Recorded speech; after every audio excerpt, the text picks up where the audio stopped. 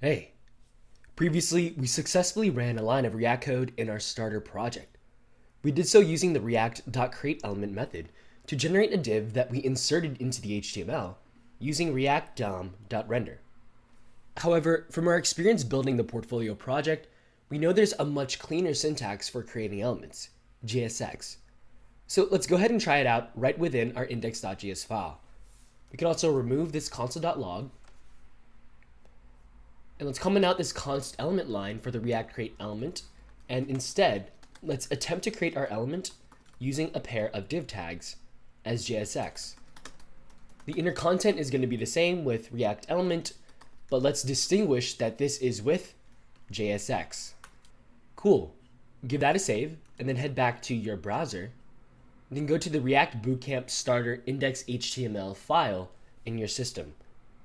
And if you refresh, well, you're going to find that there's nothing appearing in the page anymore. And in the console, you're going to see that there is an error. Dang, unexpected token, less than sign. So that is our JSX line. There's a reason we didn't start with JSX and went with React.createElement first. And that's because JSX isn't supported in the browser environment. The trick to getting JSX to run in the browser is that it needs to be transformed into the more equivalent verbose version that the browser actually understands. And React.createElement is that more verbose version of JSX syntax. To dig into this, visit babel.js.io. So Babel is a technology that does the translation job that we need. It compiles JavaScript code with newer syntax into the code that the browser can actually understand. So head to the Try It Out tab. On this page, we can experiment with Babel in real time and then see how it compiles code. On the left sidebar, make sure that React is checked, so that way Babel will compile the React code that we enter. And in this page, on the left pane, we can enter newer JavaScript syntax. And then on the right, we're going to see the more compiled, browser-supported version. So let's try to enter our JSX line. We're going to make our element, and this will be set to a pair of div tags. And within those div tags, we have React element with JSX. And now on the right, you can see that the equivalent browser-compatible version is React.createElement with the argument of div, has null for props, and then the text of React element with JSX. So it shows us that JSX is essentially syntactic sugar around React.createElement. In other words, it's a convenient way for React developers to write the structure of React elements in a more sugar kind of way, without having to use the more explicit React create element method over and over again to structure entire components. After all, the JSX syntax is so much cleaner and it more closely resembles HTML.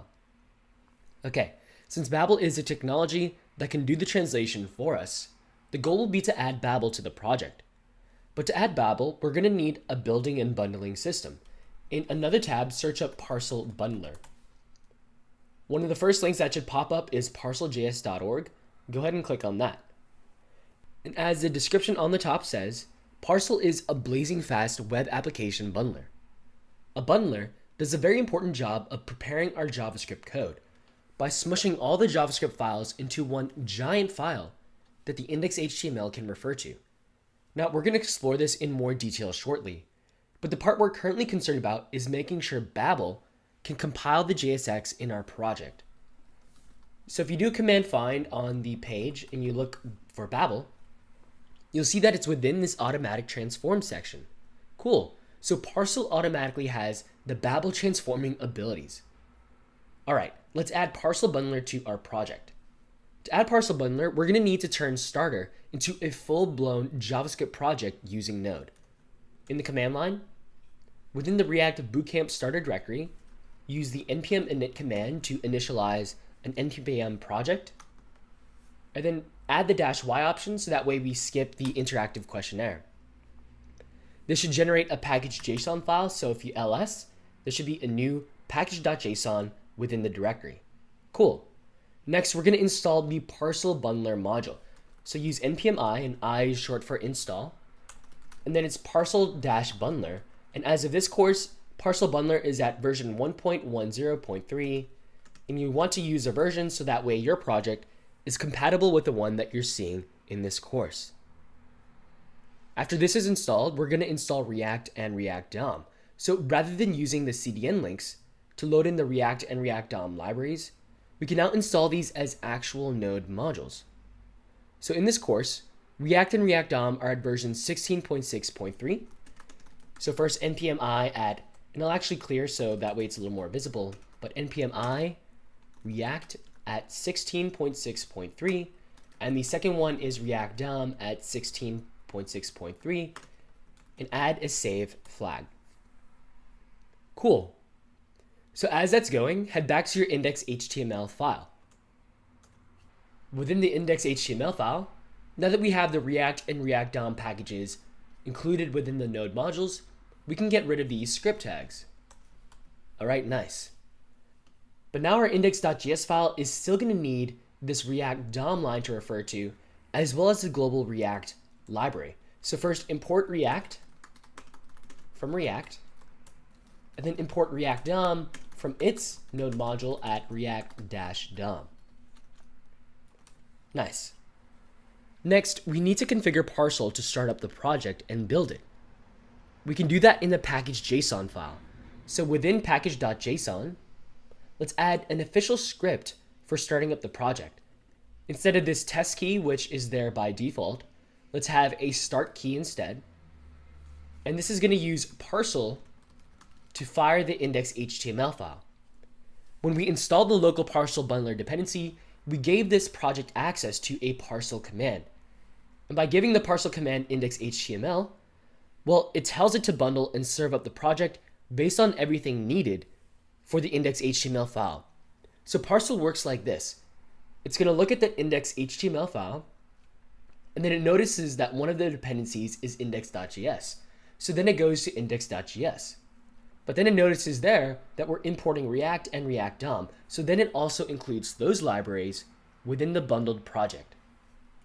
All right, let's go ahead and check this out. Back in the command line, fire npm run start to execute that start command, and you'll see that it goes to parcel index.html. And now it's building the overall project, and it should complete after some seconds.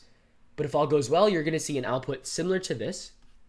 And then you'll find that there's a server running at localhost 1234. So go ahead and visit that back in the browser.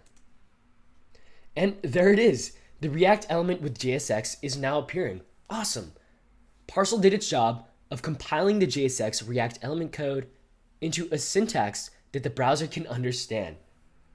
All right, let's investigate this by inspecting the console and then head to the sources section. Now, this is what the server is giving the browser in order to load up the application, these files. And you'll find that the structure is definitely different from what we have in the project source code. There is an index, which is the index.html, so that's exactly what we have coded. We have this index.js, which matches our index.js file. But then we have this starter random looking number.js file. And it's a pretty huge one with so many different lines. But the good news is, if you search for our with JSX line, you're going to find that there's a line for React default create element div null, and then our text of React element with JSX. So indeed, our code got transpiled to use the React.createElement method. Nice. Parcel definitely did its job for the code transformation. But let's dig into why this JavaScript file that got generated is so huge. What is all this extra code? To answer this, let's find out where this sources directory is actually coming from. Head back to the main project, and you're going to find that there's two new directories within the overall folder. First, there's a cache, which is there to help Parcel build a project faster the second time around by caching certain things that didn't change from the last time. But then there's the dist directory, and if you open it up, you're going to find that the contents exactly match what we had in the sources section.